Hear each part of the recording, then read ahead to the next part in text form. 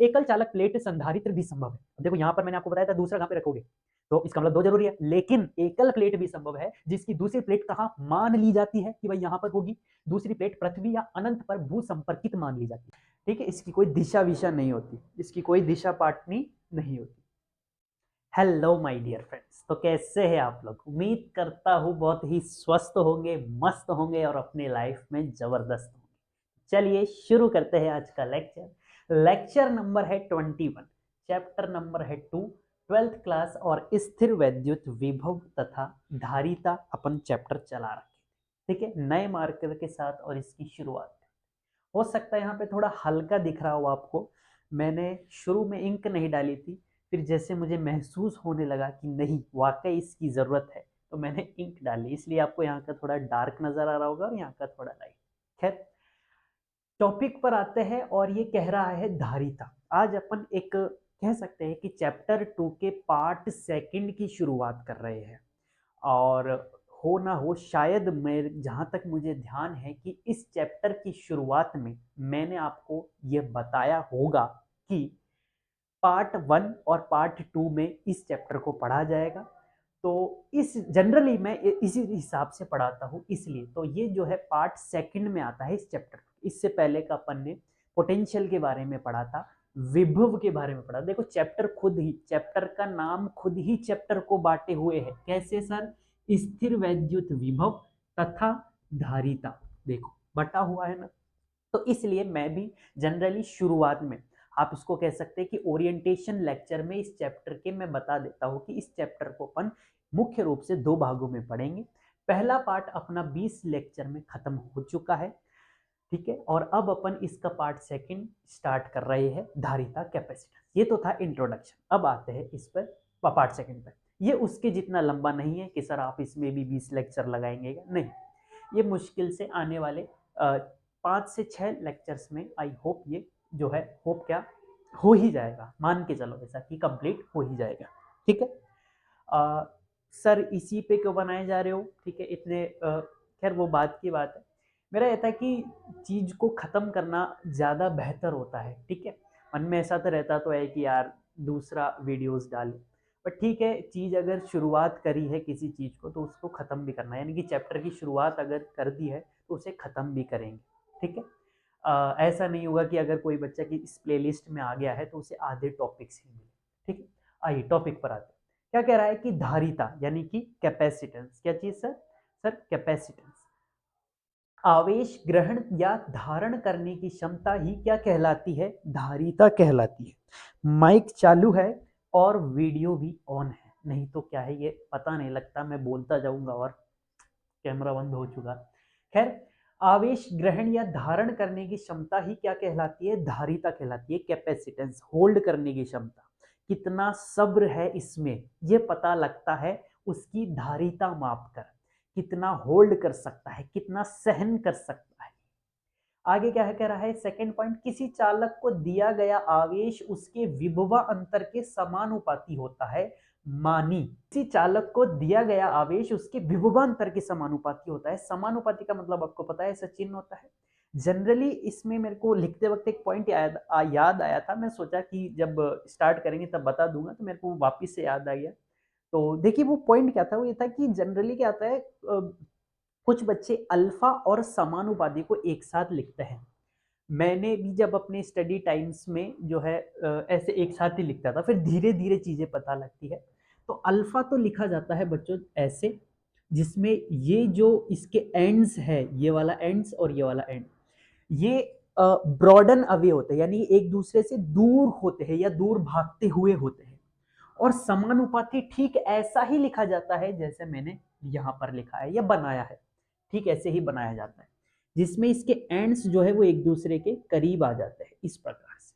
ठीक है, ये समानुपाती होता है, अल्फा होता है। एक साथ या एक जैसे नहीं बनते हैं दोनों। ठीक है, जल्दबाजी में बना दिया किसी टीचर ने, वो अलग बात है। आइए, तो Q जो है वो डायरेक्टली प्रोपोर्शनल यानी कि समानुपाती है किसके? V यानी कि विभवा अंतर के। सर आप यहाँ पे डेल्टा V भी तो कर सकते हैं, हाँ कई बार डेल्टा V भी लगा दिया जाता है, ऐसी कोई बात नहीं।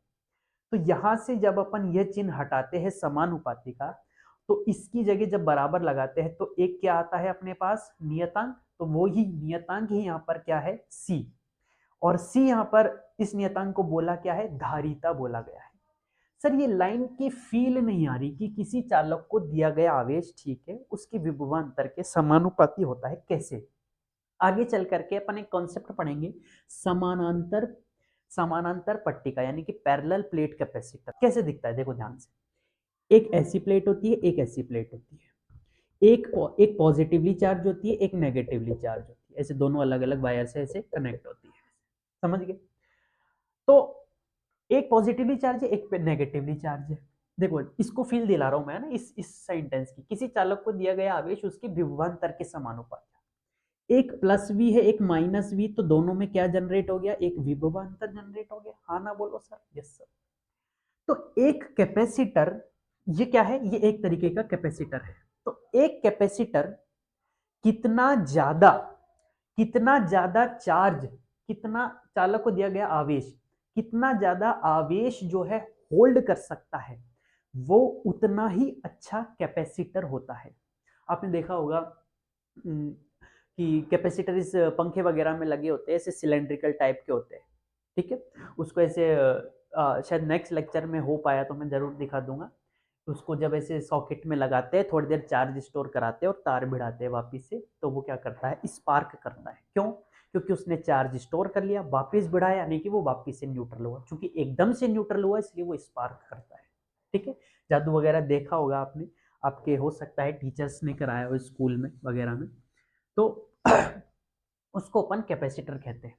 तो कितना अच्छा, कितना ज्यादा चार्ज स्टोर कर सकता है, वो उतना अच्छा कैपेसिटर होता है। इसलिए ये चार्ज जो है, आवेश जो है, वो इसके समानुपाती में न्यूमरेटर में आता है, यानी कि अंश में आता है, और वोल्टेज नीचे, ठीक। तो ये C क्या है यहाँ पर, ये धारिता है।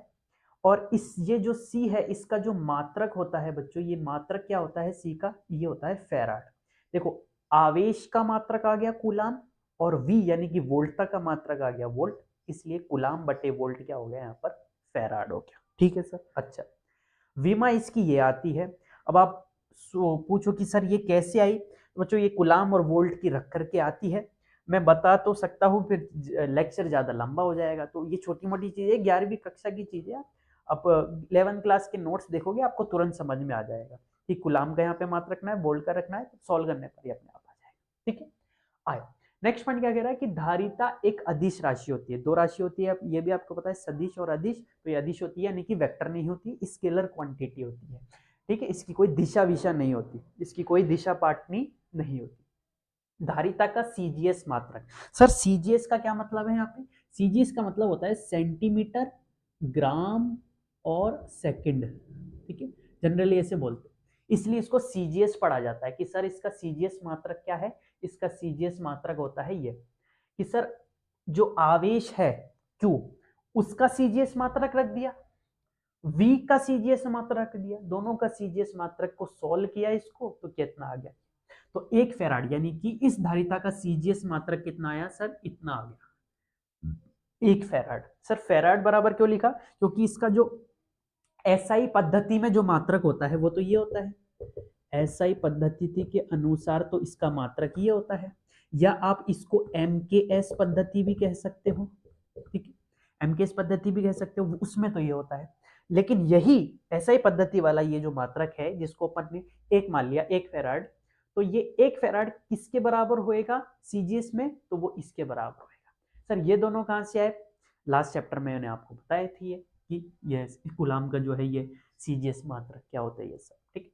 आगे देखो, धारिता आवेश तथा विभवांतर पर निर्भर नहीं करती। सर ऐसा कैसे हो सकता है, आपने तो फॉर्मूले में ही लिख रखा है Q बटा V, यानी कि C बराबर अगर Q बटा V है, यानी कि C Q और V दोनों पर निर्भर करना चाहिए। जब फॉर्मूले में आ रहा है तो निर्भर कैसे नहीं कर रहा, बल्कि आपको तो ये कहना चाहिए कि C V के जो है व्युत्क्रमानुपाती है और Q के समानुपाती है, लेकिन ऐसा नहीं होता। देखो समझो, धारिता आवेश तथा विभवांतर के निर्भर नहीं करती, तो सर फिर किस पे करती, भाई अगला सवाल ये आता है किस पर करती है।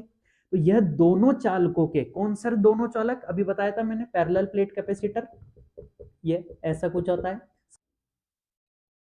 तो बैटरी डिस्चार्ज हो गई थी बच्चों, इसलिए वीडियो को जो है रोकना पड़ा। तो आइए देखते हैं क्या कह रहा है। तो हमने ये जाना कि धारिता आवेश तथा विभवांतर पर निर्भर नहीं करती, जबकि फॉर्मूले में Q और V आ रहा है, लेकिन फिर भी ये इस पर निर्भर नहीं करती। तो सवाल आता है कि ऐसा क्यों है। अच्छा ठीक है, अगर इस पे निर्भर नहीं करती तो फिर किस पे करती, ये भी बताइए सर। तो यह दोनों चालकों के निकाय के ज्यामितीय विन्यास। सर कौन से दोनों चालकों के ज्यामितीय विन्यास, ज्यामितीय विन्यास मतलब ज्योमेट्रिकल अरेंजमेंट उनका कैसा है। तो मैंने आपको बताया था कि पैरेलल प्लेट कैपेसिटर, समानांतर पट्टी का संधारित्र। सर संधारित्र क्या होता है अभी थोड़ी देर में नेक्स्ट सेक्शन में देखेंगे। तो दो अपने पास पैरेलल प्लेट है, यानी कि समानांतर पट्टी का है, एक पर पॉजिटिव एक पर नेगेटिव। तो ये जो दोनों चालक है, ये दोनों चालकों का जो निकाय है, इनके ज्यामितीय विन्यास यानी कि इनकी आकृति कैसी है, गोल है, रेक्टेंगल है, कैसी है, आकार, आकृति और पृथक्करण दोनों के बीच में डिस्टेंस कितनी है, ये जो डी दूरी है दोनों के बीच में आखिर ये कितनी है, इस चीज पर निर्भर करता है, निर्भर करती है क्या चीज, धारिता। ठीक है।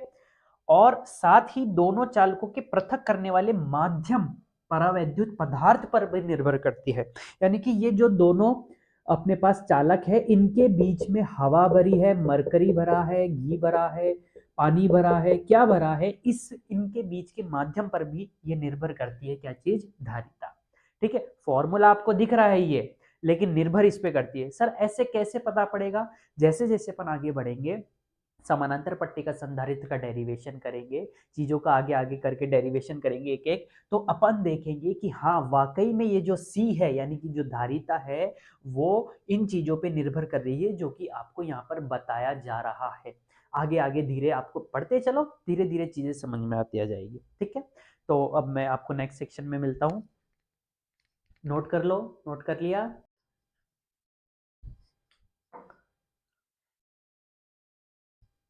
हाँ तो हमने जान लिया था अभी तक कि धारिता में क्या क्या पॉइंट्स हैं। उसके बाद इसमें एक छोटा सा लास्ट पॉइंट बचता है कि ग्राफ क्या होता है। ठीक है, यानी कि सी अगर क्यू और वी के बीच में अगर अपन ग्राफ बनाए तो वो जो ग्राफ बनता है वो एक स्ट्रेट लाइन आता है, या फिर ऐसे कहे कि अगर वो एक स्ट्रेट लाइन आए तो इस स्ट्रेट लाइन की, इस सीधी रेखा की, इस सरल